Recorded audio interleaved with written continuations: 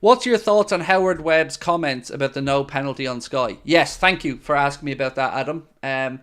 Right, so I'm going to try and give you my take on this from a wider ranging perspective than just Howard Webb, because I didn't expect anything different from Howard Webb. There was a committee, an independent panel that was brought in to judge this and many other decisions, and apparently the panel voted from 3-2 that it should not have been a penalty and that Michael Oliver was correct not to award it.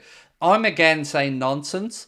But one thing that stands out to me in the VAR commentary, in the pundits talking about this, I'm sick of hearing this, Doku played the ball. I'm sick to death of hearing that. And here's why.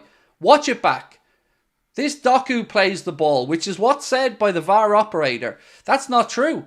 McAllister gets the first touch on the ball. The ball then ricochets onto Doku, so we didn't get to the ball. And if we can agree that the first touch came from McAllister and he didn't get to the ball, Doku, first, then for me, that's a foul and a penalty. An example of this, let's go back to Sadio Mane's high foot against Ederson for Manchester City when he was sent off. Now, people are going to say it was reckless and it was endangering an opponent. But why was it endangering an opponent?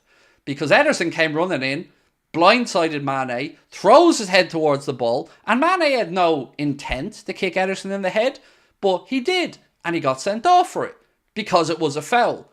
This nonsense that I'm hearing and the mental gymnastics that Howard Webb and other people who don't think it was a penalty are coming up with is quite simply nonsense. That was a foul, and that's the important word here. Never mind penalty or whatever, was it a foul?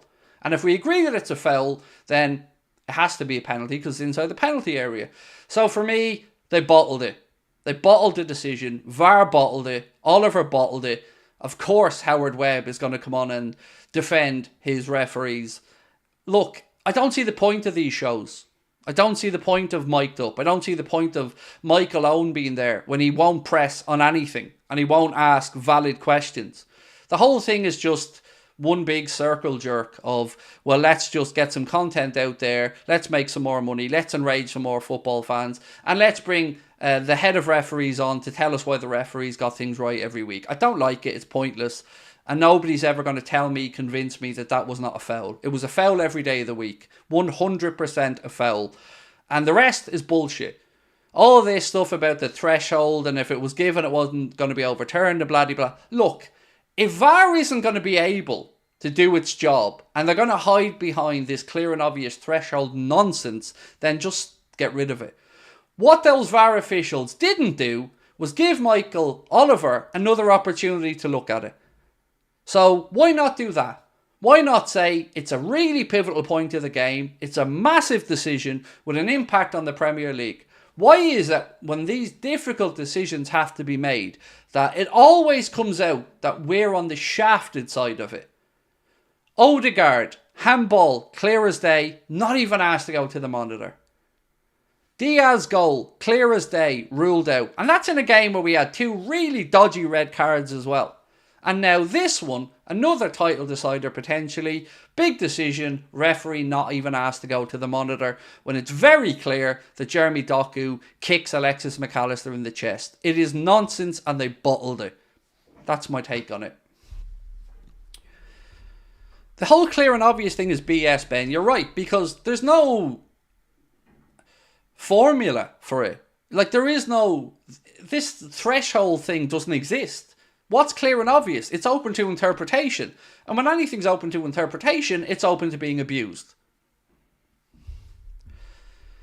I hate it. VAR and all of this that's done now is give us worse content, ruin being at games live for people because your team scores. Look at West Ham the other night. 5.5 minutes they had to wait to see whether that goal was going to stand or not, and it was ruled out. 5.5 minutes. That's how forensically they're having to look at stuff.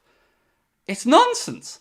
Because the handball law applies differently, whether it's a defending team or an attacking team. The whole thing is a nonsense. VAR is a nonsense. I'm sick of all the referees being shoved down our throats. Mike Dean's a clown. And Mike Dub's just a joke of a show that just gives Sky more content. I'm sick of it all. Honestly, they can piss off with a lot of it. Anywhere on the pitch and it's a foul. Yeah, and that's the point. People are using the penalty threshold. It isn't. The penalty is a consequence of the foul. Is it a foul? Of course it is. And you're going to see them given all around the pitch all season. They bottled it. That's the gist of where I am with it. They bottled it.